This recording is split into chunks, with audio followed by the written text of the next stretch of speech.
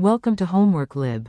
So here the voltage is, let's call it VC, is given as 12 volts, and the energy is, in terms of capacitance and voltage, is half CV squared. So from here we can solve for the capacitance, which is 2 times UC, or the energy, divided by VC, or the voltage. So that's 2 times 0.016 joules, and we divide that by 12 volt squared. So combining this, we see that the capacitance should be 222 microfarad. And for the inductance, we can first use this formula for the frequency. So frequency is 2 pi square root of L times C.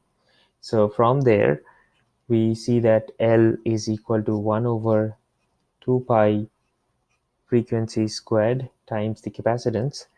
And since the frequency is given as 3500 hertz,